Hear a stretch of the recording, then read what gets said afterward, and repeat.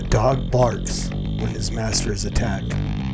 I would be a coward if I saw that God's truth is attacked and yet would remain silent. John Calvin. Telling a woman that she can't be an elder is a nonsense rule. If they claim to be in the body, we let them have it. Donald Trump is going to win in 2020 by an absolute landslide. Heretics Christianizing the American dream. I said that that many LDS folks and I love the same Jesus.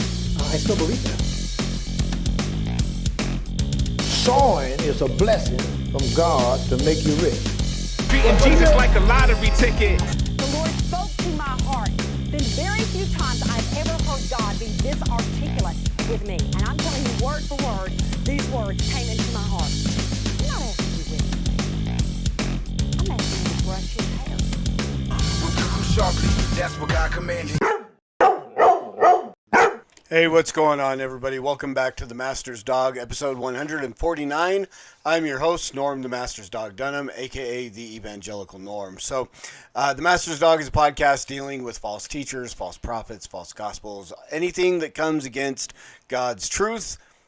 I bark, and that is the whole premise of the show, based on the John Calvin quote at the beginning. When someone attacks God's truth, I'd be a coward if I did not say something. So it started out as a podcast called Faith and Beliefs Refuted, where I was simply responding to the Saints Unscripted segment of their podcast called Faith and Beliefs, which started out with the LDS Articles of Faith. I wanted to respond and show how they didn't line up with Orthodox Christianity.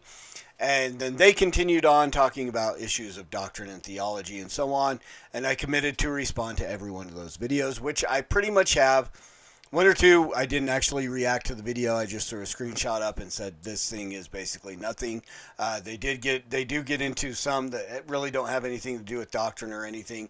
It's just a lot of, recently, even more recently, it's just been a lot of straw man arguments that have been being thrown out there. So that was where I started, and then down the road, I wanted to just respond to more people like Stephen Furtick, Joel Osteen, just bad, all around bad teachers. So that's how the Master's Dog was born, and here we are. So that's some background for those of you who are new, continuing to get more and more new subscribers. That's because of you guys who like, subscribe, comment on the video, and that makes Mr. Algorithm, that guy right over here, figure out how my finger works.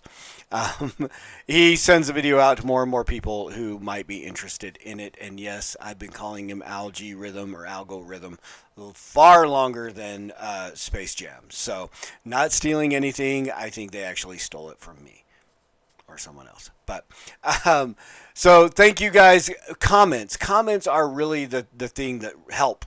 So your comments help this, because if someone searches something and you have a word in your comment, they might find it. So leave comments, questions, comments, snide remarks. I'll take all that stuff. I won't ask you to like the video yet because you haven't seen the video yet. So, but you can subscribe and hit that notification bell, get all the content that I release here. I keep meaning to do more and more stuff, but I keep having less and less time to do it. So working on getting a few podcasts done, hopefully a couple done today, and then we'll pick up some stuff on Saturday here and there and so on. So all that being said, we are back to our roots of the podcast, and we are going to be dealing with Saints Unscripted today. And again, it's kind of a nothing. David is going to talk about the pamphlet, The Peacemaker, which was mentioned in the TV series on Hulu. If you haven't watched it, you should probably go watch it, Under the Banner of Heaven, based off of the book by John Krakauer, I believe is his name, of the same title. Basically a recounting of the Lafferty murders that happened here in Utah years and years ago. I was very young. I want to say it was in the mid-'80s sometime when all this went down. So good show. Well done.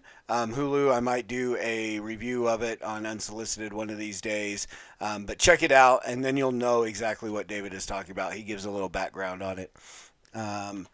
And honestly, we get to find out that it really, well, we'll talk about it. Let's let David talk, and we'll do what we do. We'll respond in kind as needed. So here is our friend David Snell from Saints Unscripted. Hey guys, so I was recently watching a show called Under the Banner of Heaven, and in one of the episodes, one of the characters, a psychopathic murderer, Psychopath would pretty much wrap it up. mentioned a pamphlet called The Peacemaker, which he described as An essential LDS tract, printed by Joseph Smith himself. If it's so essential, why have I never heard of it? The challenge with any show that is based on a true story is that it can be really difficult for viewers to separate fact from fiction.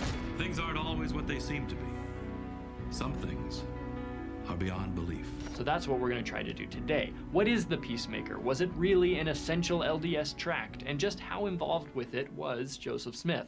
Let's talk about it. All right, so before they get into the intro and all this stuff, let's talk about it a little bit. I've noticed more and more, they've done multiple reviews of this show, and I think the release of this show made the Mormon podcast world and apologetics world more nervous than the actual killings made the actual LDS church nervous when all the stuff about the FLDS and stuff started coming out. Because in reality, for years and years, the FLDS was this hidden secret down in southern Utah that nobody really knew about. When this murder trial came to light and all of the publicity about it started to come out, and the things about the Peacemaker, FLDS, Mormon believes in polygamy, and so on, all this stuff started to come to the light, and the church, and you'll see depicted in this show how the leaders of the LDS church began to get nervous. And so, again, history repeating itself. The podcast world, as the TV show has been released, is getting more and more nervous. So they're jumping at every possibility to react to anything that could, upset anyone with some fervency. So that's really what this episode today is about.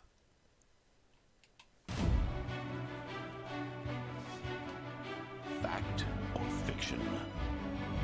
All right, so The Peacemaker was published at the Nauvoo printing house in 1842. The pamphlet is 37 pages long and, in a nutshell, is basically a commentary on how society was crumbling because women exercised too much power over their husbands.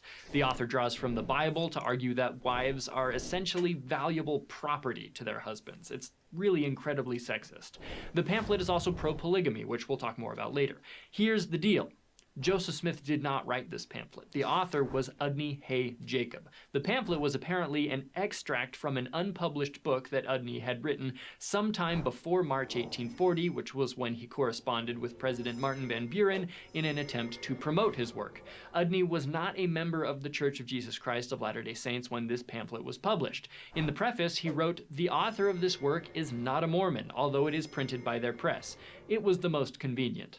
Why was it convenient? Probably because Udney lived in the same county as the Saints in Illinois. His son Norton did join the church in 1841 and was living in Nauvoo by the end of 1842.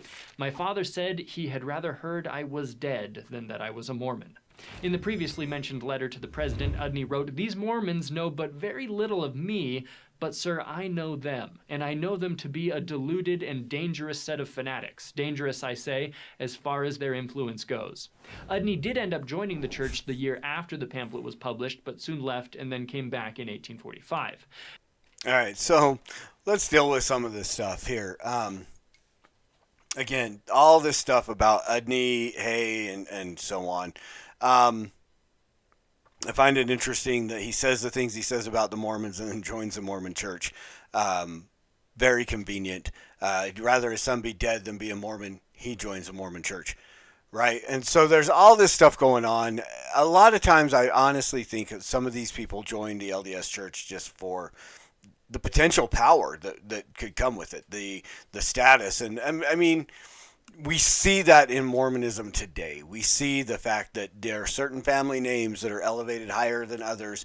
I mean, we saw this with the TV show. The Laffertys were a very well-known LDS name, and they had some status in the community because of who they were and so on. So the fact that he makes the statement, I find it interesting that he says the author of this is not a Mormon, but it is printed by their press. I'm like, wow, similarities to The Chosen at all? Dallas Jenkins, who continues to, I'm not a Mormon, but how close is he to becoming one, right? And so we'll see how that goes in the future. But so again, I did want to mention in the introduction that how quickly he was to point out that the Peacemaker is mentioned by a psychopathic killer in the beginning of the show. Which, I mean, okay, you could probably use the same terminology for Brigham Young. I don't know, maniacal, megalomaniac, egomaniac, narcissistic. And yeah, he's talked about quite a bit in this show as well, as the, what's the word I'm looking for? Not catalyst, not originator, but the one who gave the order for the Mountain Meadows massacre. So, I mean, with a grain of salt, as obviously they're going to ad hominem those who wrote the art or the pamphlet and those who endorsed it in the movie in some way, shape, or form.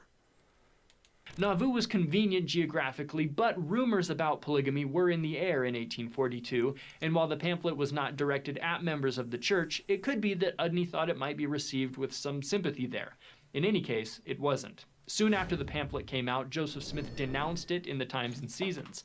There was a book printed at my office a short time since, written by Udney H. Jacobs, on marriage, without my knowledge, and had I been apprised of it, I should not have printed it.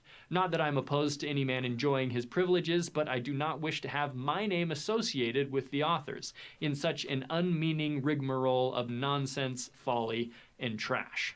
Now, despite Joseph's disavowal, because the pamphlet was published in Nauvoo, had Joseph's name on it, and dealt with polygamy, some people believe that Joseph actually was aware of it and did want it published. For example, in the 1877 book Mormonism Unveiled, John D. Lee claimed Joseph the prophet set a man by the name of Sidney Hay Jacobs to select from the Old Bible such scriptures as pertained to polygamy or celestial marriage, and to write it in pamphlet form and to advocate that doctrine. This he did as a feeler among the people to pave the way for celestial marriage. Joseph saw that it would break up the church should he sanction it, so he denounced the pamphlet as a bundle of nonsense and trash. Claims like these were not new. John Taylor addressed a similar claim in 1845, which you can pause and read. All right, we're not going to pause and read it because my screen is too small to read that. But if you want to go back to the original video and read it, well, you know what? We're paused. Let's read it. It says, John Taylor, I knew that there was a great deal of hypocrisy and deception wherein the innocent were led away by false pretenses, and that I had been called upon to expose the corruption of some men who were in secret publishing the doctrines contained in a book written by Udney H. Jacobs, which was a corrupt book. They state that it was Joseph's views published under a cloak of another man's name, and that the character of Joseph Smith was implicated in the matter, and whether he addressed the congregation on these things or not, I should have spoken on that subject. So, again, here's a common thing that happens so often in the LDS Church is you will have two people making claims and they're pitted against each other. So you'll get Joseph Smith says, oh, well, yeah, I never really endorsed it or blah, blah, blah. And then you got John Lee going, well, the prophet did endorse it and he sent the man to write the book and blah, blah, blah. So what we get is all of these contradicting statements throughout the history of Mormonism. And that's one of the issues that I've always had with it is you get people talking out of both sides of their mouths, and you really can never find what truth is. Now, my personal preference, I go to the source. So, Joseph Smith denounced it. But again, we have example after example after example of how Joseph Smith, basically a con man. So, you can't really trust the words of the man who gave you the Book of Mormon and said it was the most corrupt book of it, or Freudian slip, most correct book of any book known to man under whatever he said. A man can get closer to God by its precepts, but yet it is absolutely fraud.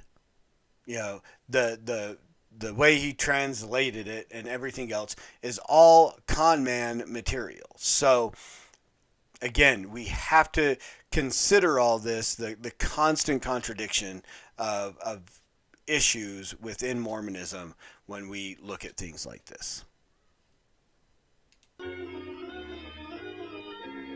Now, it's true that Joseph was privately practicing polygamy at this time, so it's not surprising that people would be suspicious.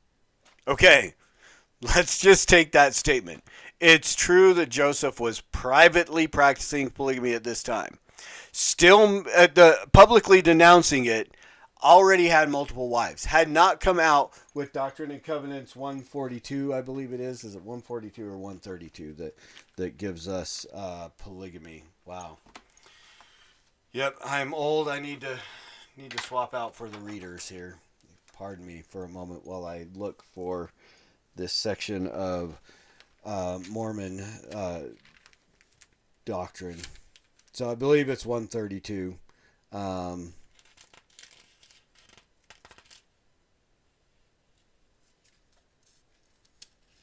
If I can find the page. Doctrine and Covenant revelation given through Joseph Smith the prophet, relating to a new and everlasting covenant, including the eternity of the marriage covenant, also plurality of wives. So, yeah. Commandment to Emma Smith, the wife of the prophet. That's a key thing in here as well. And I'm going to actually find that rather quickly. So she... okay, we're gonna hold that because we're gonna read that because that's where we're gonna wrap this whole thing up. Is sorry for bumping the mic with that. So I'm gonna let David continue and finish, but we're gonna look at this as opposed to the Peacemaker because who cares about the Peacemaker? We've got Doctrine and Covenants 132. But again, it's just striking that so quickly he just breezes by. You know, Joseph Smith denied it, this and that, blah, blah, blah. But it is true that at this time Joseph was secretly practicing polygamy. So, you know, can we not address that elephant in the room, David? Suspicious of his potential involvement in a pro-polygamy pamphlet. But John D. Lee's theory quickly runs into problems. For example, this is a letter written by Udney Jacob to Joseph Smith in 1844, long after the pamphlet had been published. He opens the letter by stating, "Dear Sir, I hope you will not consider this letter an intrusion. I have not, to be sure, the pleasure of a personal acquaintance with you, nor do I know that I am worthy of that favor." The letter suggests that even by 1844, Joseph and Udney had never met, making allegations of a conspiracy much more complicated. Aha! Aha! But the pamphlet also teaches various ideas that Joseph clearly didn't believe in. For example, in the preface, Udney claimed to fulfill a prophecy in Malachi about the coming of Elijah.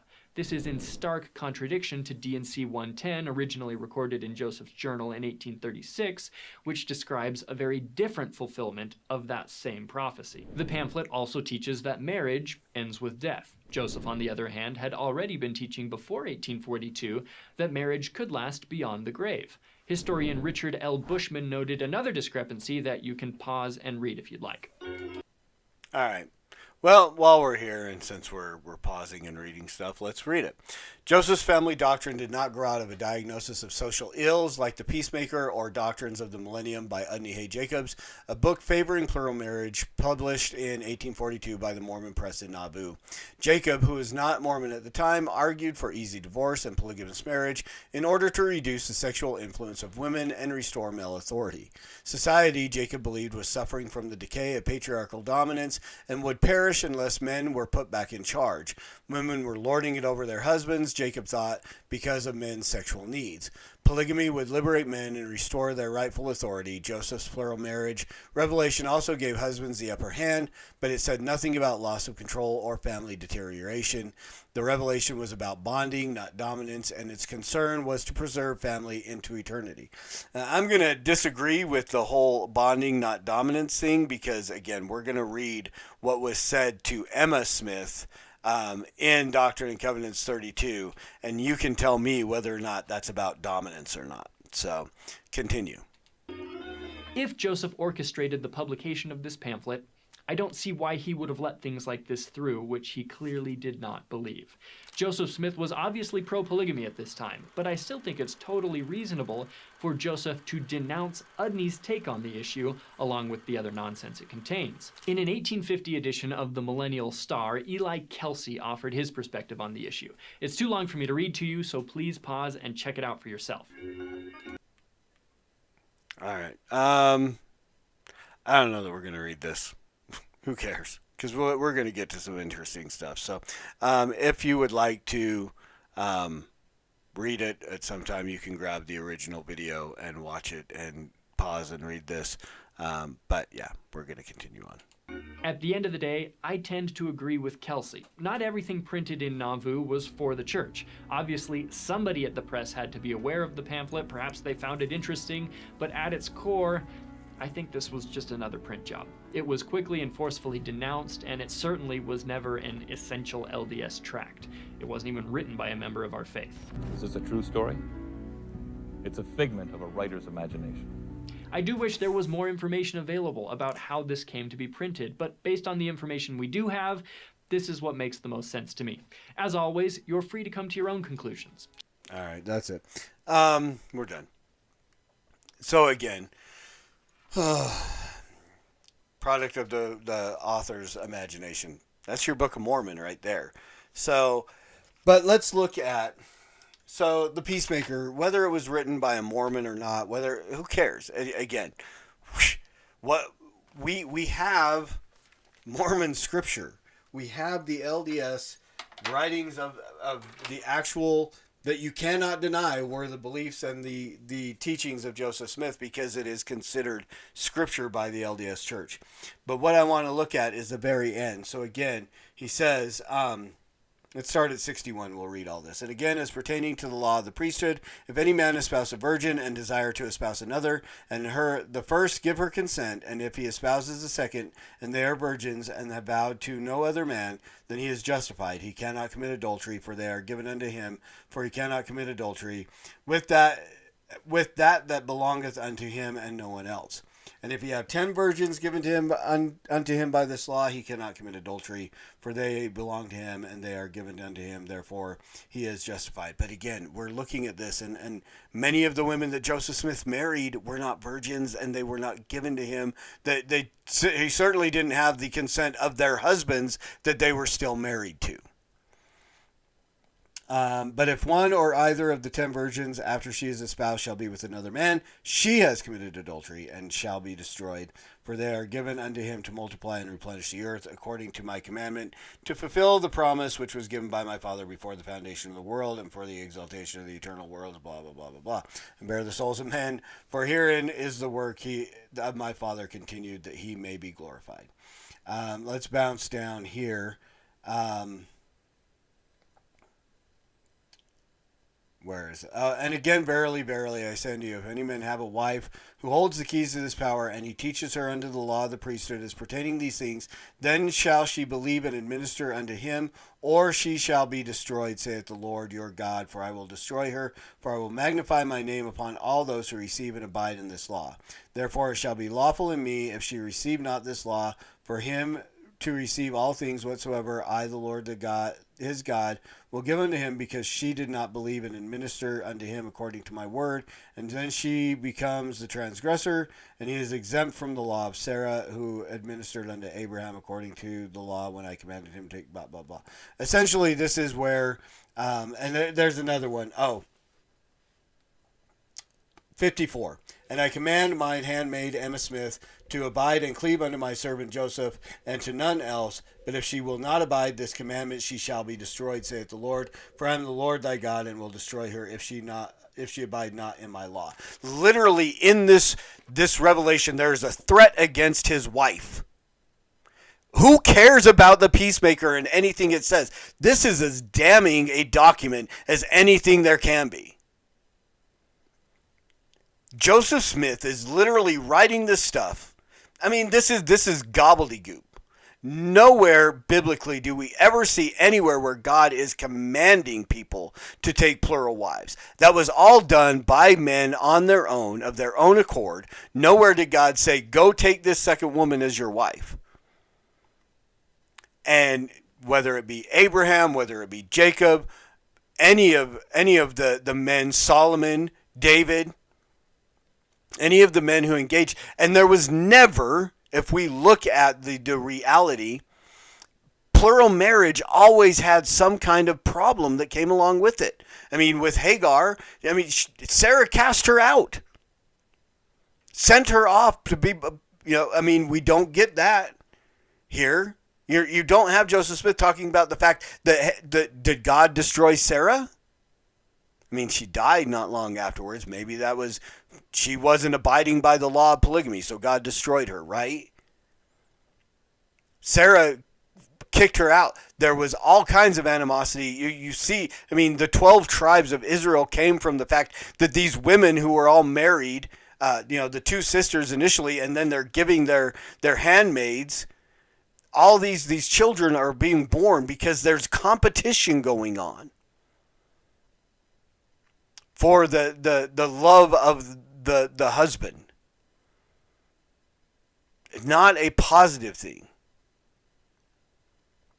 So again, we have all of this going on, and then I mean, it wasn't never a good outcome for Solomon with all the concubines and wives that he had taken. Plural marriage is never a positive thing. Did God use it for good? Absolutely. Can he? Absolutely. He can do that. We see that, Joseph and the line that descended through him and Judah and all that. I mean, it was plural marriage that brought this all about. Yes, granted, God uses these things for the good of those who love him, but he never commanded it. And by certainly did he never threaten the wife of the man who wanted the plural marriage. I mean, this is disgusting. I find this vile.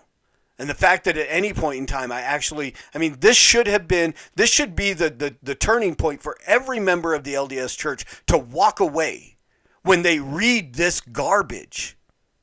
Yeah, I'm saying garbage. Doctrine and Covenants 132 should be the point where everybody walks away and says Joseph was a sexual megalomaniac, egotistic con man. And that should be the result. But the burning in the bosom, right? The deception, the deceit of the heart for what people want is far more appealing, apparently, than God's truth, which is why I bark. So there you go, guys. Hopefully you found this helpful. This was a longer episode than I intended to be. So hopefully I can get to a couple more episodes of stuff coming up here in the next little bit. But thank you for taking the time out to listen, to watch. Now would be a great time to like the video if you liked it. If not, you can dislike it too. I can handle that. But again, questions, comments, snide remarks, I'll take all the smoke.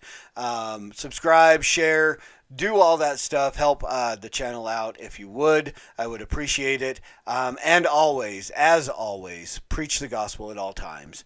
Use words. They're necessary. Until next time, Soli Deo Gloria.